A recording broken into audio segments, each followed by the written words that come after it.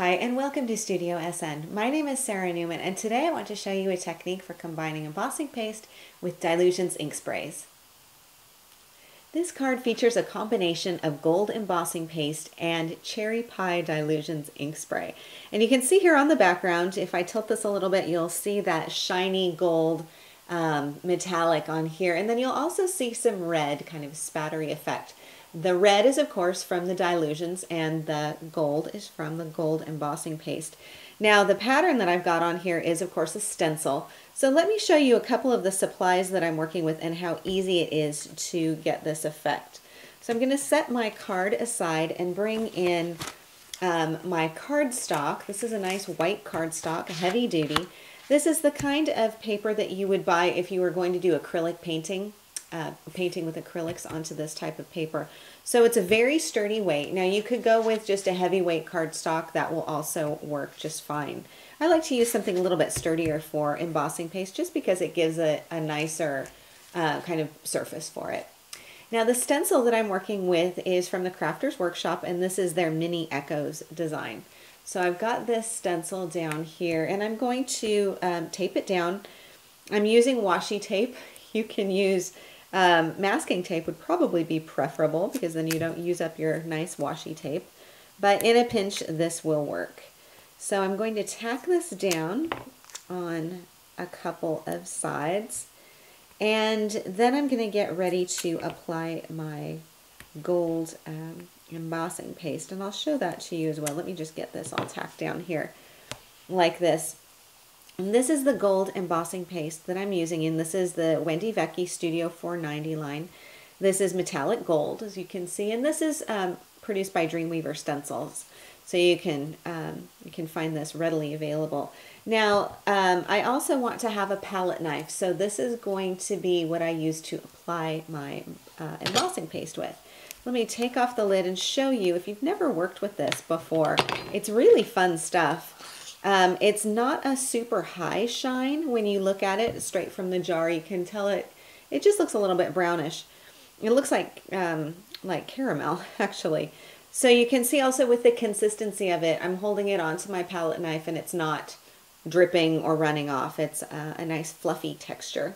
So I have this on my embossing or my palette knife and I'm just going to smooth this on over the top of my stencil. Now this stencil has a lot of kind of smaller detail areas, so I do want to work with fairly liberal amount of embossing paste on my palette knife because that helps to keep it from like accidentally slipping under one of those little curves and just makes it go on a lot more smoothly and easily.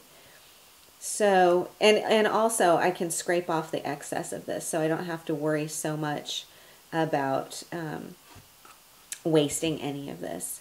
So I just simply apply the embossing paste all over my design, kind of like frosting a cake, and just want to make sure that I get all of the areas and corners on here up along the edges and make sure that that is completely covered, and also that I'm not removing some of it as I go back and add more. So just put this all on here. These stencils are 6 by 6, so it's going to give you a nice substantial surface to work on, but not so big that it's kind of unwieldy. So let me get this on here, a little bit more down in the corner. And then what I will do is kind of remove some of the excess, but not quite all of it at one time. And I'm going to show you why. So let me just get this all on here. I'm going to scrape off the rest of my embossing paste from here. And I'm actually going to grab a piece of scrap paper I have on hand. And leaving all of the excess onto the stencil, what I'm going to do is unpeel my washi tape carefully. So I don't want to shift my, my stencil at all.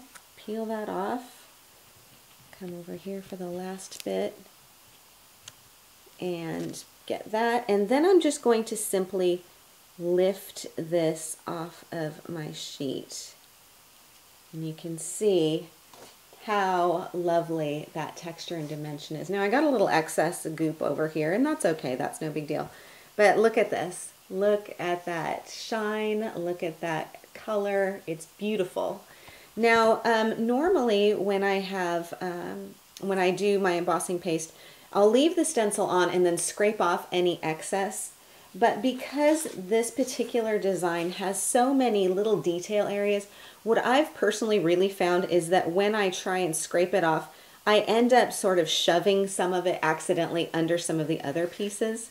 So maybe you don't have that problem, but I just found that if I put this stencil then onto a piece of scrap paper, then I can scrape off the excess without it kind of jamming up or getting some accidental blobs into the rest of my work. So this is just something that I've discovered just from working with this particular design. And I think it's because there are so many little curved areas that when you're scraping, you can really easily, you know, slip under, and then it messes up the pattern.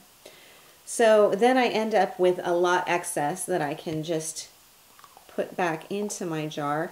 Now the next step that I'm going to do is actually go and wash off my stencil. I need to have a clean stencil for the next step of this technique. So I'm going to go ahead and go wash this off and then return for part 2. So my stencil is washed and dried, and I just rinsed this off in the sink with regular water and a little bit of dishwashing soap, and it's perfectly clean now, and patted it dry. So now what I'm going to do is go back to my dried stenciled piece, and you can see how glossy and pretty that is, and also some of the dimension on here. You can see how that's raised. Now this doesn't take a very long time to dry. It really depends on the thickness of your application.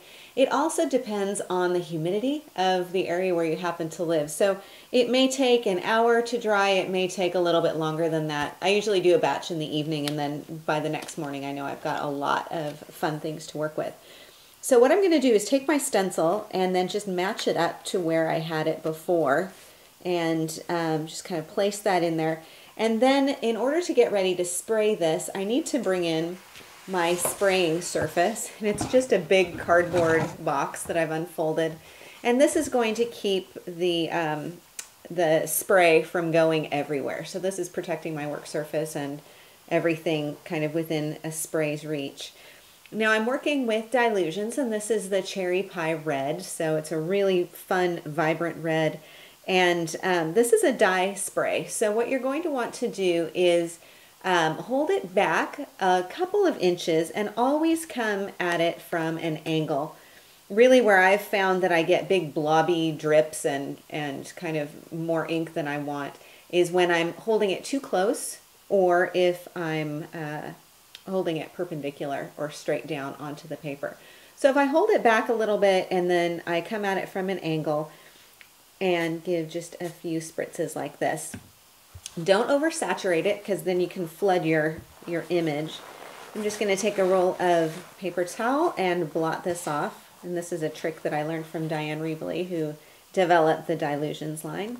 And then remove my stencil. And you can see that I've added a little bit of red just on top of some of that stenciled area. So I need to set this aside and let this dry as well, and then I'll be able to work with the piece. So let me scoot this away, and I'll bring in my finished card and we can take a look at this. Now, as with the other cards in the Embossing Paste series, it's the very same layout, very simple one.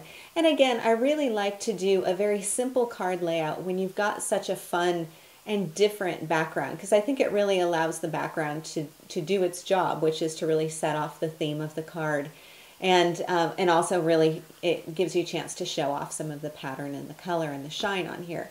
And also then when people handle the card, they can feel that texture on there. So if you do a big, beautiful background like this, don't hide it. Make sure that everybody can see it. So I've trimmed it down, and then I've matted it onto white cardstock. And the white cardstock sets off the white in the background here. And I tried it on multiple kinds of cardstock. I thought black originally would look really dramatic, and it really just sort of dulled everything down. I found that the white brightened up the gold and the red, and just really lightened up the whole theme of the card. So I put it onto white cardstock and then put it onto a tan or an off-white card base, and you can see that here. Now this stamped sentiment, this is from the Paper Artsy stamp set. So again, it's the same stamp set I used for the other segments in the embossing paste series. So a really versatile stamp set, and the special memories I think just played on here really nicely. So I've also got my great big bow going up here on the corner, and this is a pretty wide green gingham ribbon. Just tied in a knot, and I glued this down with Aleene's tacky craft glue, and that really holds down that nice big bow on there. And then this is put up at an angle, also on foam tape, so that it gives a little bit of dimension to it as well. So this is how to combine Dylusions ink spray with embossing paste. I hope you enjoyed today's segment. Thanks so much for stopping by. For more ideas and inspiration, please do come on by my website at saranaumann.com. Thanks again, and I'll see you next time.